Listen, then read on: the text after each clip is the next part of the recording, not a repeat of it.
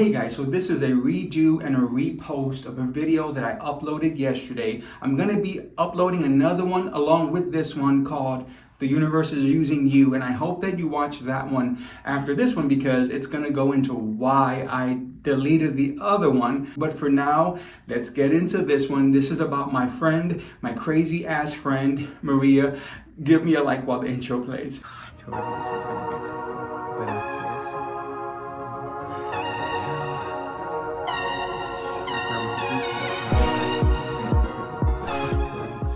I'm a firm believer that most people that enter your life are entering it for a specific reason. And so whether they're in it for 50 minutes or 50 years, they can have a tremendous impact on you. Maria was such a person for me. I'm going to get into the story with her, but I have to backtrack for just a second. And I mentioned this in another video of mine, but when I first got stationed in Florida, the command where I was at a certain point, I befriended someone else who everyone kind of were spreading rumors that he was gay. And now that I'm hanging out with him, they're spreading rumors about me being gay. And so because of that, a lot of the new friends that I made all of a sudden were no longer my friends. And that was cool. I was okay with that. What ended up happening was that my command moved from one base to another base in another state. And so because of that, a lot of things changed. One being that I no longer worked with this friend of mine. So now that I'm in this new base, a lot of these folks who stopped talking to me once again started to talk to me. And whatever, it is what it is. But at the time, really what I was thinking is I just wanted to be low key. I wanted to be off of everyone's radar, and I wanted to not be the topic of any conversations because I knew that I was previously. So I was dating my first boyfriend at the time, and he was still in the old state. So I felt lonely and I was sad and depressed, to be honest with y'all. So I just wanted to just keep things low. But life doesn't work that way. Right? Eventually, I ended up making a friend on the base who was a gay guy. We will call him Justin. And Justin introduced me to his friend, Maria. Now, Maria was a contractor, so a civilian working on the base, and I think she worked in financing or something like that, but she had a decent job.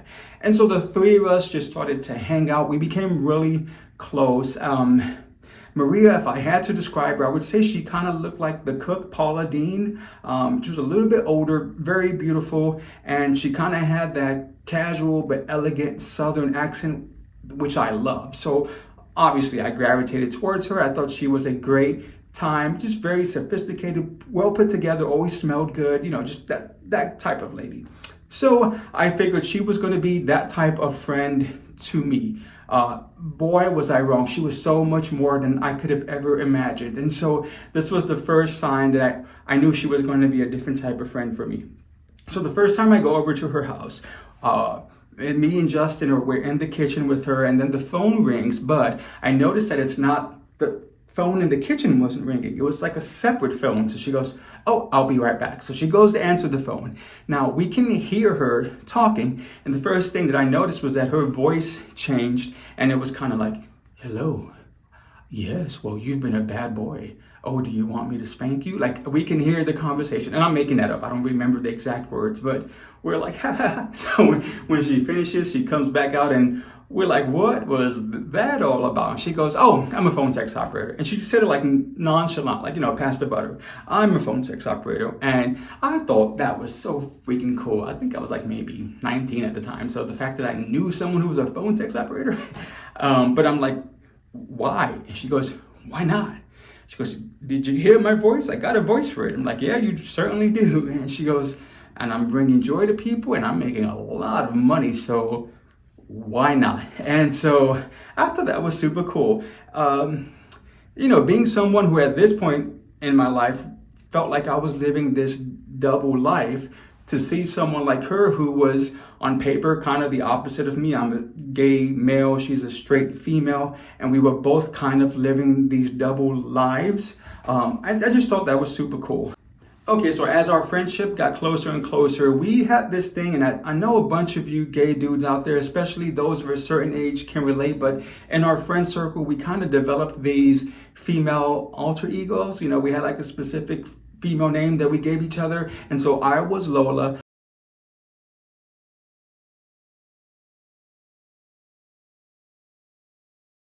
My friend was Stephanie. And so Maria just became mom, and it was like she was our mother, we were her daughters, and that's kind of like this inside thing that the three of us had with each other. Again, this has happened with other friends as well, so I think it's a common thing for certain gay dudes of a certain age.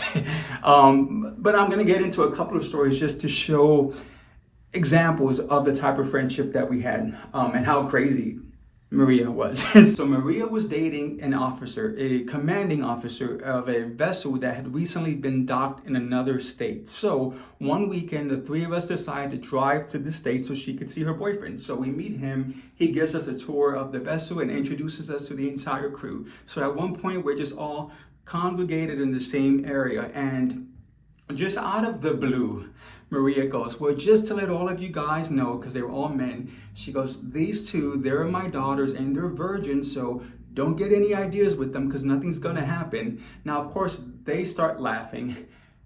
I'm mortified. I'm just so beet red, embarrassed. And I remember saying, like, why? And she goes, why not? And it was kind of like she really was taken back by it. Like, we do this all the time. We act like this. And I'm like, yeah, but not in public. And she's like, why would you be embarrassed to be who you are? Like, why would you change who you are? She goes, yeah, we're going to have to snap you out of that because you need to be you wherever you're at. And, you know, easier said than done for me, especially at the time. But, you know, just kind of laugh it on and keep it moving, right? So these situations would happen often. Another story is that the three of us went to this amusement park, and this specific day was like the religious church group day. So there were tons of religious groups there, all wearing the shirts of their churches. And so I knew it. I could tell she had that look in her eye, like she was going to do something. But at one point, me and Justin go on this roller coaster, and, you know, Maria didn't ride roller coasters. She's like, I'll wait for you guys. So we get in line, ride the roller coaster. When we're done, we're walking back. And so she told us some of this afterwards, but we see her in the middle of this church group. And apparently what she said, oh, I'm here with my daughters and they're on this roller coaster and they're afraid of it. You know, so I hope they're okay and that they enjoyed the ride, and, you know, just striking up this entire conversation with them. So we see her in this group, and she goes, oh, my daughters are back. And she's like just running over to us. And so she kind of plants a big smooch on my lips and then goes to Justin, plants one on his. So she looks back at the group and goes, oh, my daughters are here. It was nice meeting you guys. Bye. So as we're walking away, she kind of cups one of my butt cheeks in her hands, cups Justin in the other hand, and we're just walking away like that, just the three of us. And I look back, and you should have seen the looks on their faces. They looked like they had seen a ghost. Like, what on earth was this? So, again, that was another situation where it's like, I knew that if I was going to be in public with Maria, that she was going to act this way.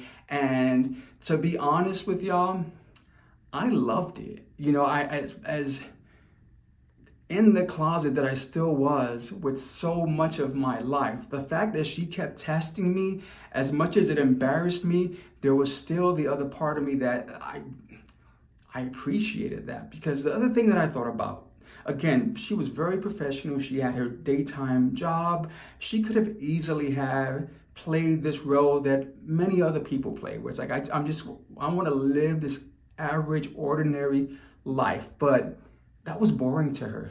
She loved the fact that she could act wild and crazy. She loved that she was a gay ally. Like, that was so important for her to stand up for us, and I think in a way to help us stand up for ourselves. I know now that that's what she was doing. And so each time that we were in one of these situations, I grew stronger, I grew more confident in myself, and I started to care less about what other people were going to think. So this is the third story. This is kind of like where things changed. So she and I went to Walmart one night, and it was one of those things where I'm going to be in aisle 5 looking for this. Oh, I'm going over to aisle 8. Okay, let's just do our own shopping and we'll meet up again later on.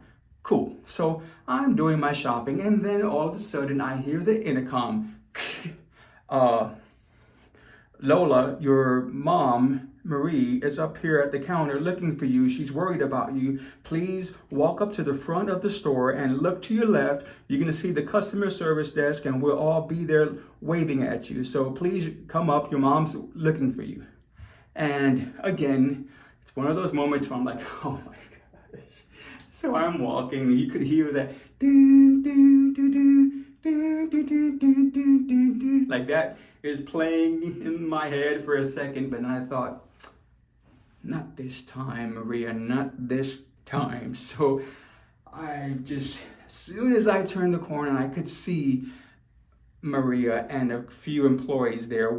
I just look at Maria and I go, Mama, and I go running to her. So she runs to me and she's like, oh, my daughter. So she hugs me. We're just like embracing and spinning. And then we look over at the employees and they are in tears laughing. Like, one of the girls, she was like, I remember her saying actually that she was gonna pee on herself, but then she said, you guys have made my year. That was so freaking funny. We didn't know what to expect, and just thank you for brightening our day, you know? And so that was the last time that she was ever able to have that type of situation and where I was gonna be embarrassed. It's like, no longer. You wanna play? Let's play. And so that's how we kept things going. I learned so much from those moments. But another lesson that she told me, which was like kind of a complete package of what her purpose was, I think, in my life, was that, as I mentioned previously, I had my boyfriend living in another state and I ended up cheating on him. I ended up telling him. He ended up breaking up with me. But I kind of had to show face, and I wanted to appear as if it didn't bother me, and as if, whatever reason that I came up with as to why I was okay with everything, and kind of like why it was almost his fault, which it wasn't. But again, I'm putting up this facade. So when I see Maria the next time, I said, oh, so yeah, me and my ex broke up, and she had met him before, so I kind of was expecting her to just keeping it real. I was expecting her to go, oh, now we can go hang out and party. But it was the complete opposite. And she's like, are you an idiot? And that kind of took me by surprise. I'm like, what? I'll be fine. I'll meet someone else and I'll just keep things moving. And, you know how I do. I'll be super cool. And she goes, you do realize that he was an awesome guy, right? And that you messed up and that you did something wrong. And I'm like, yeah. I said, but things happen. She goes, no. She goes, now, you can be crazy, you can be wild, you can be the life of the party, you can be all of these great, wonderful things, but that doesn't mean that you can also be a bad person, that you can hurt people. Like, you should never do that. It should never be something that you're kind of cool about, especially with your ex, because he's a wonderful guy. Like, you really messed up, and it's like you don't realize that. And she's like, I'm disappointed in you because I know that's not you. So I don't know what's going on right now. And she was dead on. She was so right. And she kind of stopped me in my tracks where I was like, you're right. And not, after that, when I got back to my barracks room, I really thought about what I had done, and in a way that I hadn't, because I thought, again, just trying to put up this facade that everything was cool. So that was another lesson.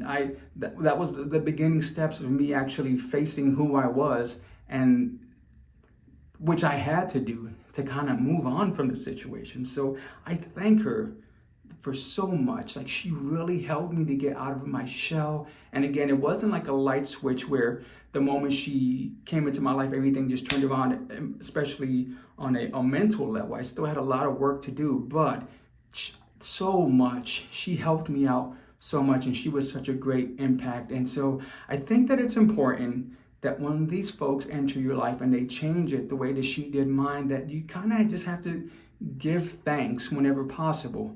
And so this is my way of doing that. She's probably not going to see this video, but if she does, I just want to say, Maria, thank you so much. I know that you had a big impact on my life, and I just wanted to let you know that I'm aware of that and that I thank you. So a like would be great, or subscribe would be even better, but most importantly, comment and let me know if you have a crazy ass friend, or if you are the crazy ass friend. I'd love to know about it.